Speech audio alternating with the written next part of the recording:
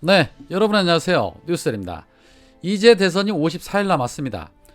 그동안 역대 대선에서 보지 못했던 키도 안 차는 일들이 이번 대선에서는 참 많이 목도되고 있습니다. 그 중에 하나가 바로 대선 후보들 간의 토론이 지금까지 단 한 번도 없었다는 것입니다. 산무 후보로 손꼽히는 국힘당 윤석열이 그동안 법정 토론 외에는 토론을 해봐야 싸움밖에 되지 않는다라며 도망을 다녔던 것이 그 이유입니다. 그러나 들끓는 여론과 떨어지는 지지율에 더 이상 도망갈 것이 없다라고 판단이 되자 드디어 토론을 하기로 합의했다는 소식이 있었습니다. 보다 토론 일정이 잡혔다는 소식에 이렇게 반가워해보기는 또 처음인 듯합니다. 여야는 이번 설 명절 전에 모든 현안을 놓고 토론하기로 했습니다. 그동안 이재명 후보가 무서워서 도망다니기 바쁘던 윤석열이 대체 무슨 어떤 전략으로 나올 것인지 매우 궁금해지는 부분입니다. 어쩌면 이재명 후보의 질문에는 답하지 않고 자기가 하고 싶은 말만 줄줄줄 외워서 토론을 진행할 확률이 매우 높을 수도 있습니다. 앞서 국힘당 경선 때 윤석열이 보여준 모습이 바로 그런 모습들이었죠. 한두 가지 주제를 놓고 하는 토론이 아니라 모든 현안을 놓고 하는 토론이기 때문에 외워야 할 분량이 상당할 텐데 과연 윤석열이 가능할까요? 술 먹을 시간도 없이 외워야 그나마 이재명 후보의 발 뒤꿈치라도 따라갈 수 있을 것 같은데 매우 기대됩니다. 어쩌면 또 프롬포터를 설치하고 토론에 임할 수도 있습니다. 프롬포터나 내용이 적힌 종이 없이는 본인이 하는 말이 무슨 말인지조차도 본인도 이해를 못하니까 말이죠. 어제도 윤석열은 한국행정학회와 중앙일보 공동주최로 한 국정운영 토론회에 참석을 해서 프롬포터를 보며 열심히 읽었고 토론 과정에서는 이런 말을 했습니다. 역동적 맞춤형 복지를 통해 OECD 평균 수준으로 증가시킬 필요가 있다라고 본인 입으로 밝혔습니다. 그러나 복지 확대를 위한 방안을 묻자 윤석열은 이렇게 말합니다. 시장에서 높은 부가가치 창출로 국가 재정이 튼튼해지면 복지 대상자가 줄어들어 서비스의 질을 높일 수 있다라고 입을 털었습니다. 이게 도대체 무슨 말일까요? 여러분들은 이해가 되십니까? 복지를 어떻게 확대를 할 것이냐를 묻는데 느닷없이 시장에서 높은 부가가치 창출로 국가 재정을 튼튼하게 하면 복지 대상자가 줄어든답니다. 그러면 당연히 복지 대상자가 줄기 때문에 그 질이 높아진다는 겁니다. 이게 대체 무슨 말인지 해석이 안 됩니다. 그러니까 본인이 말해놓고도 내가 무슨 말을 하고 있나 싶을 겁니다. 몰라. 그냥 나오는 대로 떠들고 나머지 수습은 보좌관들이 알아서 해. 뭐 이런 겁니다. 그야말로 남자 박근혜가 따로 없습니다. 여튼 이재명 후보와 윤석열의 1대1 토론 시간이 조금 길었으면 좋겠다라는 생각인데 방송사들과 어떻게 조율이 될지는 모르겠습니다. 아마 명절 전에 큰 웃음 보따리를 주지 않을까 생각합니다. 그러나 방심해서 안 될 것이 분명 명절 전에 저들은 또 다른 공작을 준비하고 있을 것입니다. 그 부분에 대해서 준비해야 합니다. 어제 MBS가 조사한 여론조사에서는 이재명 후보가 37% 그리고 윤석열이 28% 정도 나왔었죠. 가장 신뢰도가 큰 여론조사로 볼 수가 있습니다. 그런데 MBC가 코리아 리서치에 의뢰한 여론조사에서는 이재명 후보가 32.8%, 윤석열이 38.8%, 안철수 12.1%, 심상정이 2.5% 순으로 나왔습니다. 아마 뜨악하셨을 겁니다. NBS 조사와는 너무나 큰 차이가 있음을 알 수가 있습니다. 그런데 제 개인적으로는 너무 크게 신경 쓰지 않으셔도 된다라는 말씀을 드리고 싶습니다. 왜냐?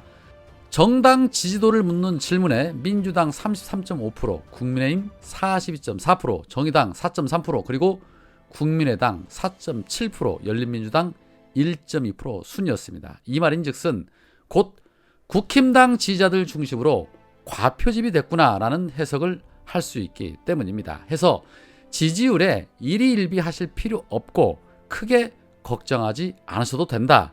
우리는 지금처럼 꾸준히 우리 할 일을 하면 된다라는 말씀을 드리고 싶습니다.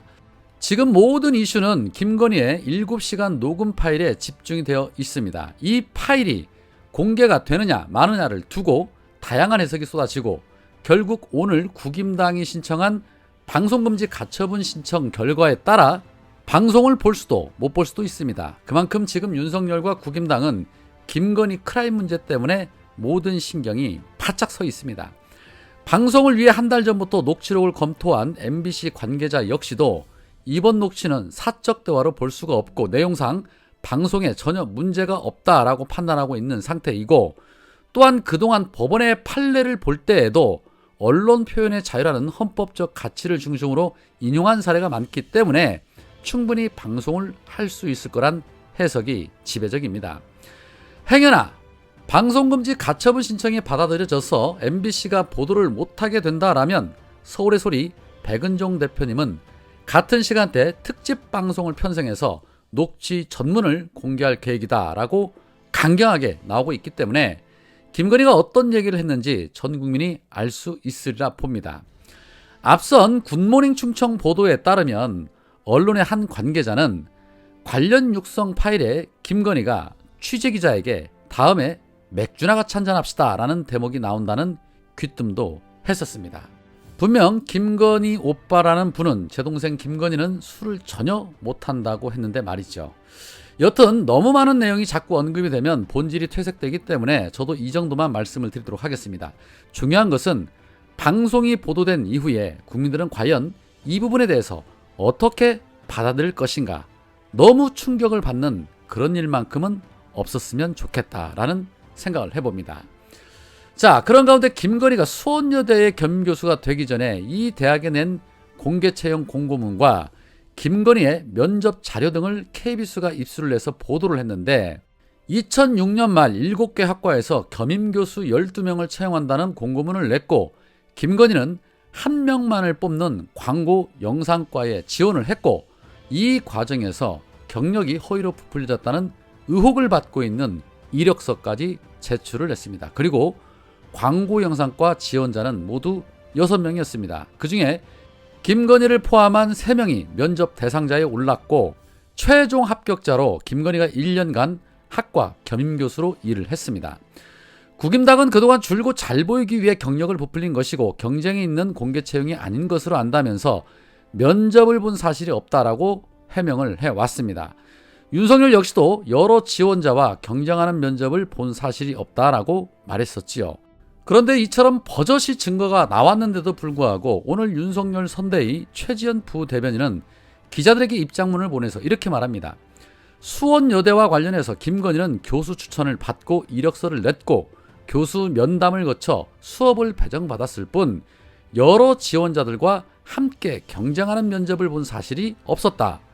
수원여대에서 어떠한 절차를 진행했는지 김건희 대표로서는 정확히 알 수 없으나 당시 김건희는 교수 추천을 받고 바로 위촉돼 경쟁으로 전혀 생각하지 않았다. 당시 공개 경쟁 채용으로 알았다라면 기억을 보다 더 세세히 떠올려 실제 수상 경력과 전시 경력을 모두 썼을 것이다. 2007년 당시 수원여대 이력서에 9건의 수상 전시 경력은 아예 쓰지도 않았다. 경쟁을 하는데 실제 수상 전시 경력을 9건이나 빠뜨리고 쓸 일은 없다라고 입을 털었습니다. 참 기도 안 찹니다. 끝까지 오리발 작전으로 가겠다는 것이지요. 공소시효 지났으니 버티겠다는 생각입니다. 본인은 교수 추천으로 공개 채용 절차 없이 채용됐다는데 나타나는 정황과 자료는 공개 채용을 가리키고 있으니 이게 어찌된 일입니까? 응시자도 분명 3명이고 그렇다면 합격자를 내정하고 나머지는 들러리를 세웠다는 얘기가 되는데 그러면 이게 오히려 더 큰 문제가 되는 거 아닙니까? 저들의 논리대로라면 교수가 굳이 김건희한테는 추천이라고 거짓말까지 해가면서 안심을 시켜주고 채용해주고 나머지 응시자는 들러리를 세웠다는 그러한 상황이 되는 것인데 그렇다면 추천한 교수는 왜 그런 선택을 하게 된 것일까요? 이제 언론은 당시 그 교수에게 왜 김건희를 그런 식으로 채용했는지에 대해서 추적 보도해야 할 것 같습니다. 해명이 또 다른 의혹을 만듭니다. 끝이 안 보입니다. 끝이. 오늘은 여기까지입니다. 고맙습니다.